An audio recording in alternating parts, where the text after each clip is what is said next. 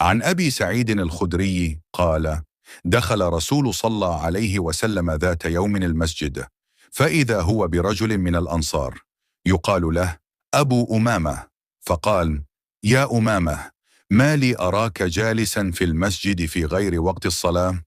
قال: هموم لزمتني وديون يا رسول الله. قال: أفلا أعلمك كلاما إذا أنت قلته أذهب عز وجل همك وقضى عنك دينك؟ قال: قلت: بلى يا رسول.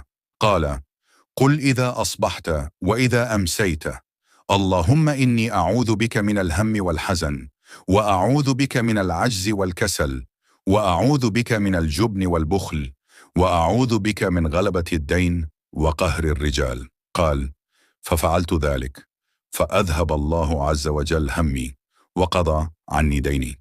सुनन अबी दाऊद 1505। हज़रत अबू सईद खदरी फरमाते हैं कि रसूलुल्लाह एक दिन मस्जिद में दाखिल हुए तो अचानक आपकी नज़र अबू उमामा नामी एक अंसारी पर पड़ी। आपने उनसे पूछा: ए अबू इमामा, क्या वजह है कि मैं तुम्हें मस्जिद में बैठा देख रहा हूँ हो हालांकि नमाज का वक्त भी नहीं? उन्होंने अर्ज किया: अल्लाह के रसूल, गमों ने और कर्जों ने मुझे लपेट लिया है। आपने फरमाया: क्या मैं तुम्हें ऐसे कलमात न सिखाऊं कि जब तुम उन्हें कहो तो अल्लाह तुमसे तुम्हारे गम को दूर कर दे और तुम्हारे कर्जों को अदा कर दे। मैंने कहा: जरूर है अल्लाह के रसूल। आप सल्लल्लाहु अलैहि वसल्लम ने फरमाया: सुबह शाम दुआ पढ़ा करो।